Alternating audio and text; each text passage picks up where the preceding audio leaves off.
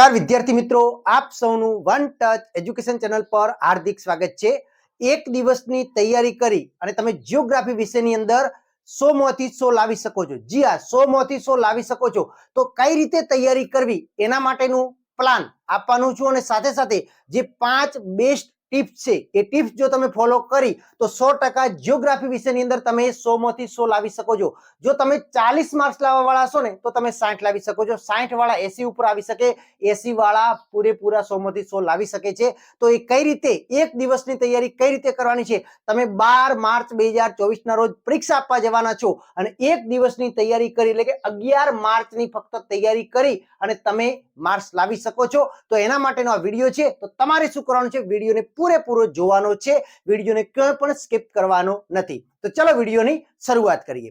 હવે સૌ પ્રથમ આપણે વિદ્યાર્થી મિત્રો જોવા જઈએ તો આ સમય કયો છે, 1 દિવસ એટલે શું કરવાનું છે, તો એક દિવસનું પ્લાનિંગ તમારું કેવું હોવું જોઈએ તો એની આપણે ચર્ચા કરવાની છે। તો 1 ડે પ્લાનિંગ છે તો શું કરવાનું છે, તો તમારે વિદ્યાર્થી મિત્રો જીઓગ્રાફી વિષયની અંદર 5 સેક્શન આવવાના છે। Section A, section B, section C, section D અને સેક્શન ઈ। હવે એની અંદર તમે જુઓ તો સેક્શન એ અને સેક્શન બી એ તમારે હેતુલક્ષી છે, એટલે કે સેક્શન એ ની અંદર 20 માર્ક્સના એમસીક્યુ છે, સેક્શન બી ની અંદર એક એક વાક્યના પ્રશ્નો 10 ગુણના છે, એટલે કે સેક્શન એ અને બી તમારે 30 માર્ક્સનું છે। એના પછી સેક્શન સી જે 2 ગુણના પ્રશ્નોનું છે, સેક્શન ડી એ તમારે 3 ગુણના પ્રશ્નોનું છે અને સેક્શન ઈ તમારે 5 ગુણના પ્રશ્નોનું છે। તો હવે તૈયારી કઈ રીતે કરવાની છે, તો તૈયારી કરવા માટે તમારે સૌપ્રથમ 1 ડે નું જે પ્લાનિંગ છે એના માટે બ્લુપ્રિન્ટની તમને ખબર હોવી જોઈએ, કયા ચેપ્ટરમાંથી કયા વિભાગમાં પ્રશ્ન પૂછાવાના છે એ તમને ખબર હોવી જોઈએ। એના માટે આપણી ચેનલ ઉપર અવેલેબલ છે બ્લુપ્રિન્ટ, જોઈ નાખો ન ખબર હોય તો એ બ્લુપ્રિન્ટનો વિડીયો આપણી ચેનલ ઉપર અવેલેબલ છે, તમે જોઈ શકો છો। હવે શું કરવાનું છે, બ્લુપ્રિન્ટની તમને પ્રોપર ખબર પડી ગઈ એટલે તમારે સેક્શન વાઇઝ તૈયારી કરવાની છે। શરૂઆત કરવાની છે વિભાગ ઈ થી। પેલા વિભાગ ઈ ની તૈયારી કરવાની છે। વિભાગ ઈ ની અંદર જેટલા ચેપ્ટર છે, માની લો બીજું ચેપ્ટર છે, પાંચમું ચેપ્ટર છે, એના ચેપ્ટરમાંથી જેટલા ચેપ્ટરમાંથી વિભાગ ઈ ની અંદર પ્રશ્નો પૂછ્યા છે 5 ગુણના, એ બધા જ પ્રશ્નો ચેપ્ટર પહેલા તૈયાર કરવાના છે। એના પછી સેક્શન ડી ની અંદર આવવાનું છે અને એના પછી સેક્શન સી ની અંદર આવવાનું છે। વિદ્યાર્થી મિત્રો તમે સેક્શન ઈ, ડી અને સી તૈયાર કરશો એટલે ગેરંટી મારીને કહું છું કે સેક્શન એ અને બી એની અંદર તમારે કન્વર્ટ થઈ જાય છે, એની અંદર જ તમારે આવી જાય છે। ઘણા વિદ્યાર્થીઓ શું કરે છે, પેલા એમસીક્યુ વાંચવા બેસી જાય છે। અરે ભાઈ એવું નથી કરવાનું, એમસીક્યુ અને એક એક વાક્યના તો ઓલરેડી તમારે થઈ જાય છે, મોટા પ્રશ્નમાં જ આના પ્રશ્નોના જવાબ આવી જતા હોય છે। તો એક તમારે સેક્શન વાઇઝ તૈયારી કરવાની છે, પહેલા સેક્શન ઈ, પછી સેક્શન ડી, પછી સેક્શન સી ની તૈયારી કરવાની છે અને પછી શું કરવાનું છે, તો પછી તમારે સેક્શન એ અને બી ની તૈયારી કરવા જવાનું છે। એની પણ હું વાત કરીશું, સેક્શન એ અને બી ની તૈયારી ક્યાંથી કરવાની છે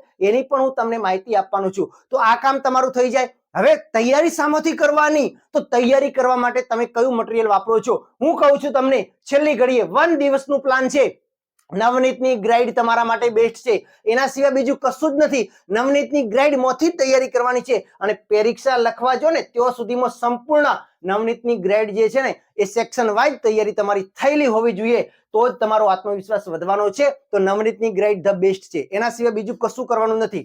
હવે વિદ્યાર્થી મિત્રો તમે જુઓ તો કે સેક્શન એ અને બી ની તૈયારી શામાંથી કરવાની છે, તો સેક્શન એ અને બી ની તૈયારી કરવા માટે ઓલરેડી આપણી ચેનલ ઉપર વિડીયો અવેલેબલ છે, જવાબ સાથેના અવેલેબલ છે। એ જો ન કરવું હોય તો તમે પાઠ્યપુસ્તકના સ્વાધ્યાયની પાછળ આપેલા એમસીક્યુ કરી શકો છો। અરે એનો પણ વિડીયો આપણી ચેનલ ઉપર અવેલેબલ છે, એ વિડીયો જવાબ સાથે છે, જોઈ નાખો। એ એમસીક્યુ તમારે છે ને સ્વાધ્યાયની પાછળ આવે છે, એમાંથી 15 થી 16 એમસીક્યુ તો બેઠા એમાંથી જ પૂછવાના છે, એક વિડીયો જોઈ નાખો એમાંથી તમારું કામ થઈ જશે।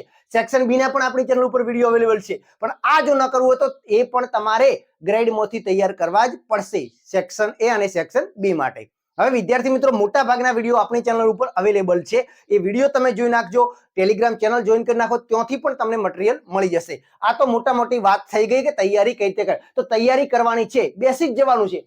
આવતીકાલે સવારે વહેલા ઉઠી અને વાંચવા બેસી જવાનું છે, ફક્ત ને ફક્ત તમારી સામે જીઓગ્રાફી સબ્જેક્ટ હોવો જોઈએ અને સાંજ સુધીમાં તમારી સેક્શન ઈ, સેક્શન ડી અને સેક્શન સી ની તૈયારી પૂર્ણ કરી દેવાની છે અને પછી તમારે સાંજે સેક્શન એ અને બી ની તૈયારી થોડી કરી લેવાની છે અને એના પછી તમારે બીજા દિવસે એટલે કે 12 માર્ચ 2024 ના રોજ સવારે વહેલા ઉઠીને તમારે શું કરવાનું છે, તો તમારે ઉપર સલું ફરીથી રિવિઝન કરી લેવાનું છે.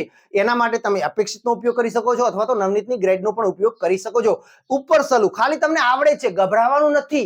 યાદ રહ્યું, એ ચિંતા છોડો, ખાલી ઉપર સલું એક વખત નજર ફેરવી લેવાની છે, આરામથી બેસીને ફેરવી લેવાની છે. પછી હળવો નાસ્તો કરવાનો છે અને પછી તમારે સવારે પેપર લખવા જવાનું પણ છે. એટલે પેપર તમારે વહેલું છે, 10 વાગે છે, તો એના માટે તમારે ઘરથી 9 વાગે નીકળી જવું પડે અને પેપર લખવા જવાનું છે. પેપર લખતી વખતે પણ કેટલીક બાબતો ધ્યાનમાં રાખવાની છે, એ હવે હું તમને ટિપ્સ આપવા જઈ રહ્યો છું. તો પેપર લખતી વખતે તમારે શું ધ્યાનમાં રાખવાનું છે, તો એક વસ્તુ એ છે કે તમે જે કન્ટિન્યુ જે પેન વાપરતા હો એ જ પેન તમારે વાપરવાની છે. ફક્ત બ્લુ જ પેન વાપરવાની છે, બીજી કોઈ પેન વાપરવાની નથી. બ્લેક પેન તમે હાઇલાઇટ કરવા માટે લઈ શકો છો, એના બદલે તમારે પેન્સિલ લઈને જવાનું છે. કારણ કે જીઓગ્રાફી સબ્જેક્ટ છે, એની અંદર ડાયોગ્રામ પૂછાઈ શકે છે, આકૃતિ પૂછી શકે છે, તો એ દોરવા પણ તમારે કામ આવશે. બરાબર ને? તો એ માટે તમારે બ્લુ પેન લઈ જવાની છે અને બ્લેક પેન અથવા તો પેન્સિલ તમે લઈને જઈ શકો છો.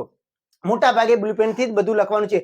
બ્લેક પેન ફક્ત હાઇલાઇટ કરવા માટે જ વપરાવાની છે, એના સિવાય વાપરવાની નથી. તો હવે તમારે જ્યારે પેપર લખવા બેસો છો ત્યારે શરૂઆતનું પહેલું પેપર છે, તો શું થશે, પહેલા તમને રૂમની અંદર પ્રવેશ કરવામાં આવશે અને એના પછી તમને તમારી જવાબવહી આપી દેવામાં આવશે.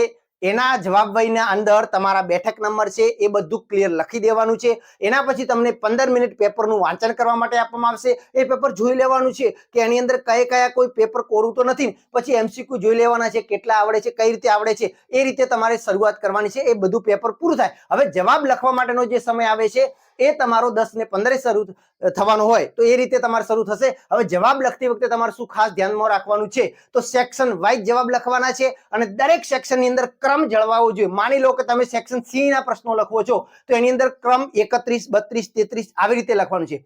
પેલા 38 લખો, પછી 32 લખો, પછી 31, એવું નથી કરવાનું. જે સેક્શનના ક્રમ છે ક્રમ વાઇઝ તમારે નક્કી કરી અને લખવાનું છે. એટલે કે પેપર ચેકરને કંટાળો આવે નહીં. તો સેક્શન અવળહવળ લખી શકાય, પેલા એ લખો, પછી સી લખો, પછી ઈ લખો, એવું કરી શકાય. પણ જે સેક્શન લખવાની શરૂઆત કરો છો એનો પ્રશ્નનો ક્રમ એ બદલાવો જોઈએ નહીં. એમાં આડા અવળા ક્રમ કરશો તો તમને નુકસાન પડી શકે છે માર્ક્સની અંદર. આ વાત ક્લિયર થઈ ગઈ. હવે બીજું શું કરવાનું છે કે ઘણા વિદ્યાર્થીઓ કહે છે અક્ષર, મારા અક્ષર ખરાબ આવશે. અરે ભાઈ, અક્ષર તારા બીજા લોકો વાંચી શકે એવા આવતા હોય તો ઇનફ છે. બીજું કશું ચિંતા નહીં કરવાની. અક્ષરો કેવા બીજા લોકો વાંચી શકે એવા, કારણ કે પેપર ચેકરને એવા જ અક્ષરોની જરૂર હોય છે જે વાંચી શકે. તો બીજા લોકો વાંચી શકે એવા અક્ષરો આવતા હોય તો ઇનફ છે, એને કોઈ માથાકૂટમાં પડવાનું નથી. ત્રીજી વસ્તુ તમારે ખાસ અગત્યની છે કે એ શું છે, ઘણા વિદ્યાર્થીઓ કહે છે કે મારે પેપર છૂટી ગયું.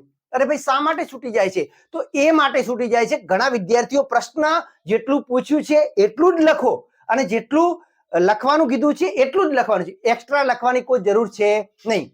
ઘણા વિદ્યાર્થીઓ પ્રશ્ન વાંચે છે, અધૂરો વાંચે છે ને એમાં લખવાનું શરૂ કરી દે છે અને જે ન માગી હોય માહિતી એ લખીને આવે છે, ખરેખર જે અગત્યની માહિતી હોય એ રહી જતી હોય છે. એટલે પ્રશ્ન જેટલું કીધું છે એટલું જ લખો, એક્સ્ટ્રા એની અંદર કોઈ લખવાની જરૂર છે નહીં. અને જે માગ્યું છે એ બાકી રહેવું જોઈએ નહીં. એ ખાસ મોટા પ્રશ્નોમાં ધ્યાન રાખીને લખશો તો તમારો સમય ખૂટવાનો નથી. આ બીજી વસ્તુ છે. હવે ત્રીજી વસ્તુની આપણે વાત કરીએ કે ઘણા વિદ્યાર્થીઓ એવું કહેતા હોય છે કે આ યાદ નથી રહેતું. અરે ભાઈ, યાદ ન રહે તો શું કરવાનું છે, જુઓ કે તમે કોઈ પણ પ્રશ્ન તમારો પૂછાણો છે તો પહેલા તો તમારે એ પ્રશ્ન કયા ચેપ્ટરનો છે એ જ તમને યાદ હોવું જોઈએ. જો ચેપ્ટર તમને યાદ આવી જશે ને તો પ્રશ્ન તમને રિકોલ થઈ શકે છે. તો કયા ચેપ્ટરનો છે એ પહેલા રિકોલ કરવાનો પ્રયત્ન કરો જો ના આવડતો હોય તો. અને આ વખતે તો જનરલ વિકલ્પો આપેલા છે એટલે એની કોઈ ચિંતા છે નહીં. ના આવડતો હોય છોડી દેવાના અને બાકીના જેટલા છે એટલા ફિલઅપ કરવાના થશે. હવે છેલ્લે કે બાકી રાખીને નથી આવવાનું, કોરું મૂકીને આવવાનું જ નથી. જે આવડે તે લખીને આવવાનું છે. ગોળ ગોળ એના પ્રશ્નને લગતું લખીને આવશો ને તો પણ તમને માર્ક્સ મળવાના છે. અને ઘણી વખત આ વખતે તમે એવા પ્રશ્નો છે કે જે તમે ડાયાગ્રામ દોરી શકો છો, ચાર્ટ પણ દોરી શકો છો, એના પણ ગુણ મળવાના છે. આ વખતે આવો એક નવો નિયમ આવેલો છે, તો એને ધ્યાનમાં રાખીને તમારે કોરું તો મૂકીને આવવાનું જ નથી. બને ત્યાં સુધી ચાર્ટનો ઉપયોગ કરો, ડાયાગ્રામનો ઉપયોગ કરો અને એવી રીતે તમે પ્રશ્નને સરળ રીતે ઓછા સમયમાં લખી શકો છો. તો આ વસ્તુ ધ્યાનમાં રાખવાની છે. અને જીઓગ્રાફી વિષયની અંદર અઢળક આપણી ચેનલ ઉપર મટીરિયલ અવેલેબલ છે, એ તમે પૂરું કરશો તો પણ તમારે પૂરેપૂરા માર્ક્સ આવી શકે છે. બીજું કે તમને આવડે જ છે, પરીક્ષામાં બેસો ત્યારે ગભરાયા વગર, ચિંતા કર્યા વગર લખવાનું છે. અને ખાસ જે ટોપર વિદ્યાર્થીઓ છે, પૂરેપૂરા ગુણ લાવવા માંગે છે, એ વિદ્યાર્થીઓ ખાસ ધ્યાન રાખજો કે તમારે એમસીક્યુ ની અંદર 1-2 એમસીક્યુ એવા કઠણ પૂછી શકે છે, એ જોઈ વિચારીને જવાબ આપવાના છે. તો 100% તમારે 100 માંથી 100 પૂરેપૂરા માર્ક્સ આવી શકે છે. બીજો, આ વિડીયોની નીચે ડિસ્ક્રિપ્શન બોક્સની અંદર હું તમને લિંક આપી દઈશ. જીઓગ્રાફીના વિડીયો જેટલા પણ છે એ બધા જવાબ સાથે છે. ફટાફટ તમે જોઈ નાખો. ફરી મળીશું નવા વિડીયો સાથે. જય હિન્દ, જય ભારત.